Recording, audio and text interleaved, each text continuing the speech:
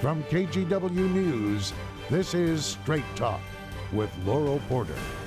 Hello and welcome to Straight Talk. I'm Laural Porter. We are headed into an unprecedented heat wave here in the Northwest. You've heard about it. We're going to talk to Congressman Earl Blumenauer about the dangers and potential impacts for Oregon. We're also talking about America's infrastructure. President Biden announced late this week he has struck a deal with Republicans on an infrastructure plan. Rebuilding and renewing America has long been a passion for Oregon's 3rd District Congressman. Congressman Blumenauer joins us now from his office in Washington, D.C. with his take on President Biden's American Jobs Plan and what's in it for Oregon and Portland. Congressman, thank you for joining us. It's great to have you back here on Straight Talk. Yeah, I've missed you, Laurel. Well, we have missed you too, and we want to start off to talk about this heat wave. It's going to be a little cooler there in D.C. than here. We're talking to you on Friday afternoon as we prepare for temperatures that are forecast to be higher than we have ever seen in the Northwest. We're also seeing drought, and the wildfire forecast right now looks pretty bleak for Oregon and the West. What are your thoughts about these conditions and how they could impact Oregon? Well, they are truly breathtaking in terms of the sweep. We've never seen, as you said, heat like this, and it's only June. One of the things I've been trying to do to make sure that people are exercising common sense. Hydrate, is something that people misjudge the impact of this extreme heat. And there's always some time where somebody puts a pet in the car or, God forbid, a child. We need to have people stay cool, stay hydrated, make sure we don't make any mistakes. It's absolutely imperative that we are incredibly sensitive to not starting fires. So many of these wildfires are started by humans.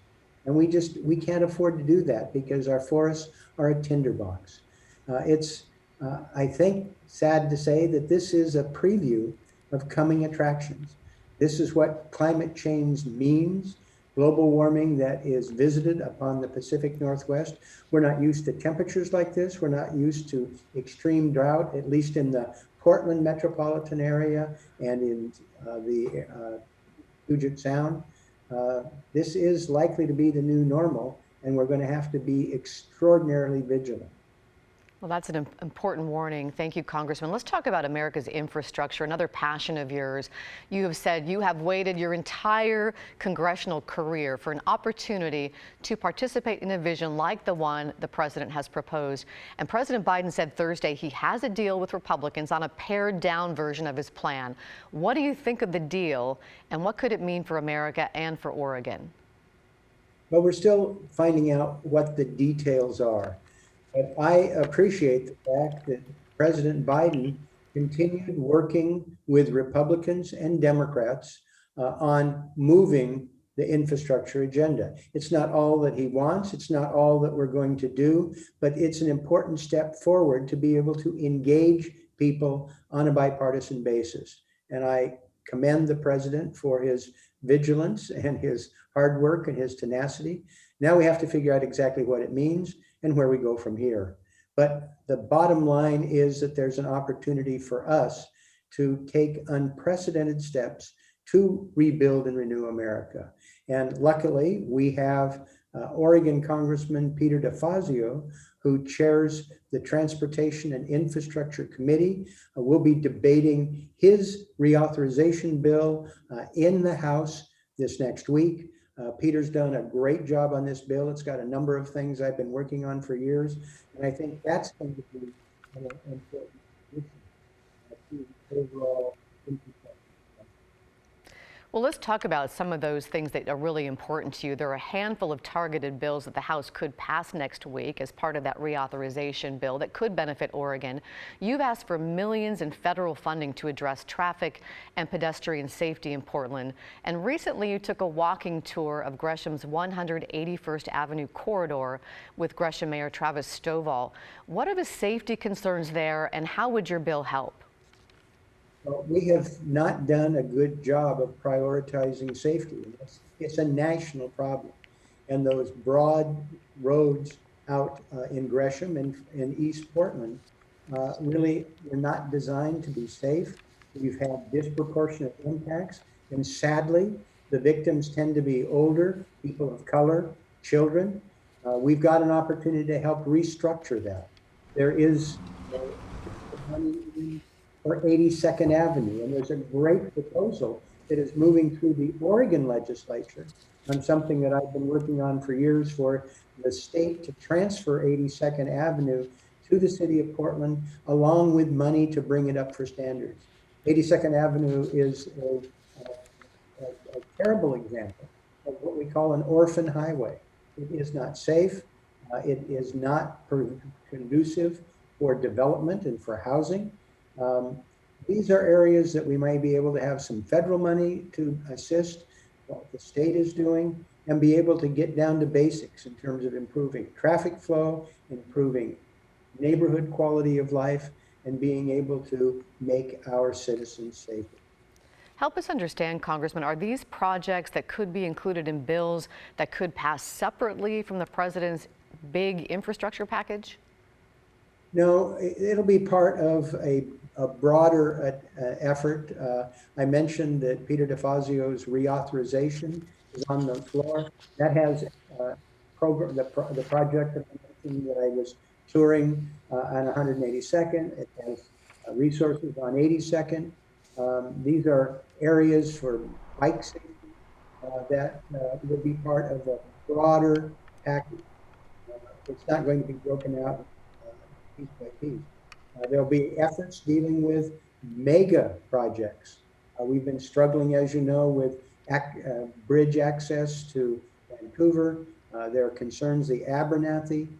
There are efforts underway to try and make sure that we're giving people an opportunity to address the Rose Quarter, which was really savaged by ill-considered road and urban renewal projects. The president's big bill has elements in there to try and bring communities back together that were ripped up by poorly designed federal programs. And there's an opportunity, if we get our act together, we may be able to get some resources to solve that long simmering problem. I want to dig into that just a little bit more because next month ODOT is scheduled to make final recommendations on the I-5 Rose Quarter project, including freeway covers. And you and Senators Merkley and Wyden have said you would support federal funding for the project only if the plan included buildable freeway covers that would connect. And you referred to this Portland's Albina neighborhood that was broken up by the freeway system. Help us understand what exactly you want to see in the I-5 Rose Quarter project and why you think it's important.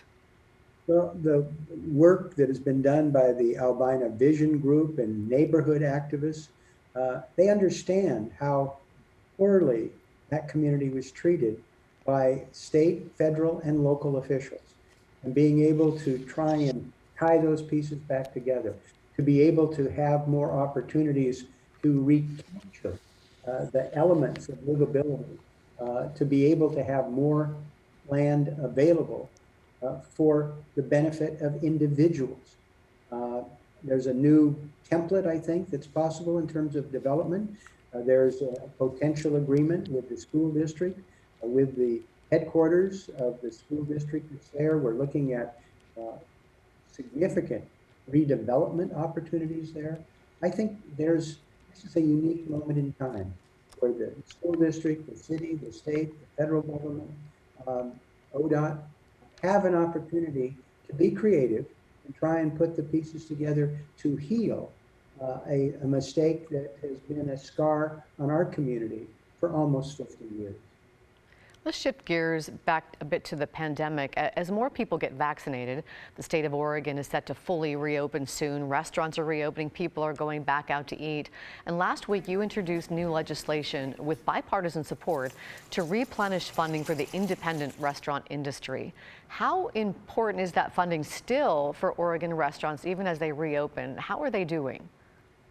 Well, that fund has helped over 1,000 restaurants who were just hammered by the pandemic, but it is by no means solved all the problems.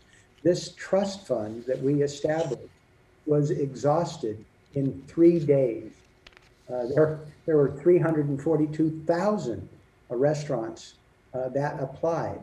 We're working hard to replenish the trust fund to be able to help the people who need it the most, rather than what happened earlier with the PPP program, the Paycheck Protection Program, where a lot of the money went to rather wealthy individuals. They got concierge service from the big banks, and the little guys and gals were left behind. We've worked to change that with the Restaurant Recovery Act. We have bipartisan support, as you said, to replenish it. I'm seeking $60 billion, which would take care of everybody that was in line. It's really exciting for me to hear from folks when they get these checks, they're able to expand their activities. A lot of people were surviving on savings and just kind of putting together, holding on with their fingertips. This is going to help these restaurants be able to stabilize and to be able to help recover. The restaurant industry was hit harder than any other part of our economy. And as you know, Laurel, these are absolutely essential for our neighborhoods. They're disproportionately women and minorities, veterans, and they're the heartbeat of every one of our neighborhoods. So we're fighting to be able to give them more resources and to deal with problems in the future. This is a $1 trillion supply chain. And it isn't just the restaurants, it's people who provide the linens and tablecloths. They provide the food, the beverages. This is a massive part of our economy, and we want to get it healthy. And they're really an important part of our identity in Portland, and they're still digging out of this pandemic. They're still in a big hole. So I know that'll be helpful to them. Let's talk about taxes on industries responsible for the nation's toxic pollution. Another issue I know is critical to you. Up until 1995, oil producers and petrochemical companies paid into a super fund to help pay for toxic cleanup. But the Republican-led Congress at the time let those taxes expire, and you want to reinstate those taxes. Why, and how likely is that to happen? Well, it's very clear that the Superfund problem was created by the petrochemical industry. That's why there was bipartisan support to set up the Superfund and to provide the resources by taxing the very products that we're now cleaning up. As you said, the Republicans would not renew it, and they have fought against the ability for us to be able to reconsider it. We now have a president who supports it. We have Republicans who I think will be a little more inclined, but Democrats are control in the House and the Senate. I think we have a superb chance to be able to make sure that the people who created this problem, who have had a 20-year holiday, not just local ratepayers and property taxpayers and local business. Well, some of the companies say the taxes are applied to entire industries, taxing companies at the same level, no matter their compliance with environmental regulations. For example, according to a Huffington Post article, the American petroleum industry said it paid 57% of the taxes, even though its share of the liability was less than 10%. Is that fair? You know, I dispute that characterization, but the point is, petrochemical industry is well suited to be able to step up and shoulder their part of the responsibility. They got liability exemption.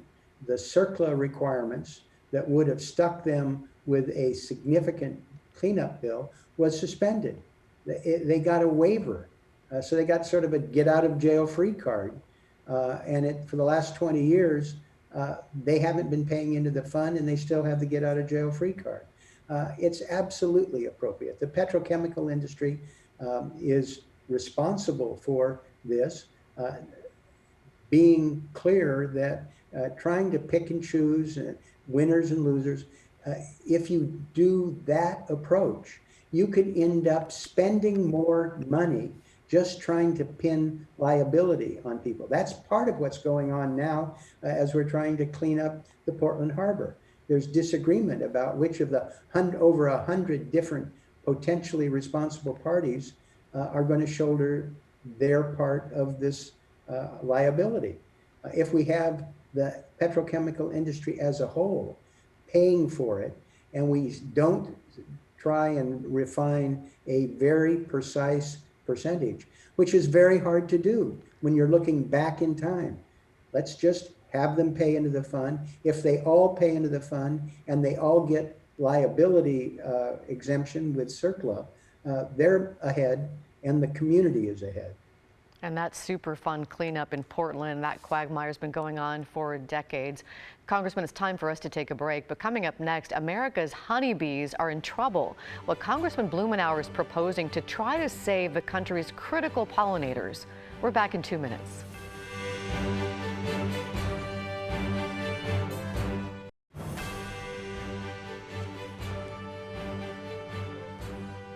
Welcome back to Straight Talk. I'm Laural Porter, and welcome once again to my guest, Oregon Congressman Earl Blumenauer. Great to have you with us again, Congressman. We want to talk about National Pollinator Week. This is National Pollinator Week, and you've been fighting to try to protect America's honeybees for a long time. Bumblebees, hummingbirds, butterflies. What's the current status of our honeybees and other pollinators? How are they doing, and how important are they to Oregon's crops? Well, they're at risk. We've watched a significant reduction in honeybee, pollen collapse, and other pollinators. There are 250,000 of them have been damaged, loss of habitat, and pesticides.